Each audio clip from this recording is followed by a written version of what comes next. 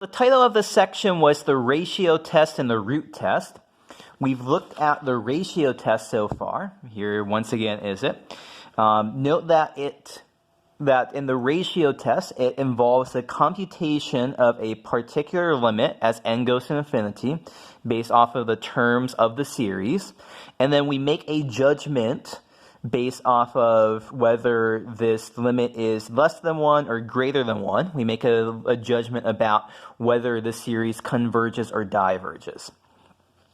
So let's actually look at the root test now.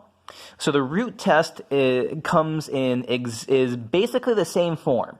We do a limit calculation. We assume that this limit exists, some limit involving the terms of the series, and we have the same kind of conclusions here. If this limit is strictly less than 1, our original series converges, and not only does it converge, but we can say it converges absolutely.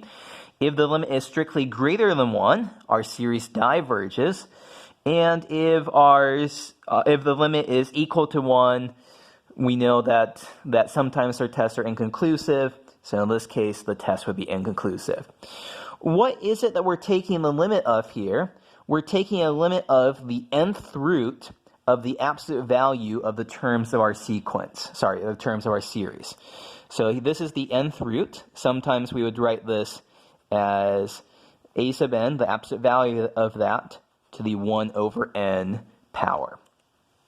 So this is the calculation. Taking the limit of this is what we want to do. So this is great. This is a great test to use if we have lots of things raised to the nth power in our series. So here is a series for us to look at. Does the sum from n from 1 to infinity of n over 2n plus 3, all of that raised to the nth power, does that converge? Does that diverge? So the root test is a good choice here because we have something raised to the nth power.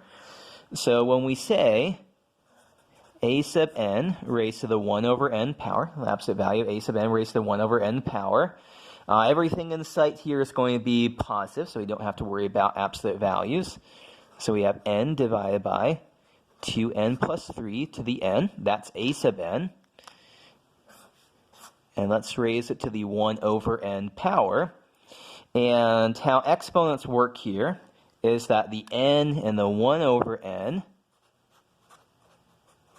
they multiply together, and they cancel out to just be 1. So this is just really n over 2n plus 3 to the first power, which is just n over 2n plus 3. So we say L is the limit as n goes to infinity of n divided by 2n plus 3. And so it's pretty easy to see that that's 1/2. You can use L'Hopital's rule to see that that's going to be 1/2. And that's less than 1. So let's bring back our root test. This limit did exist. The limit is less than 1, so we conclude that our series in question, it converges, and it converges absolutely. Yes, the sum from n from 1 to infinity of n over 2n plus 3, all that to the n, converges absolutely. Okay, so that is an example of the root test. The root test is a little bit less useful than the ratio test. There are just more situations where the ratio test applies in the root test. So this is going to be the only example I'll do right now. But I do have a pre-class problem here. So number 2, does the sum from n from 1 to infinity of 1 over 5 to the n converge or diverge?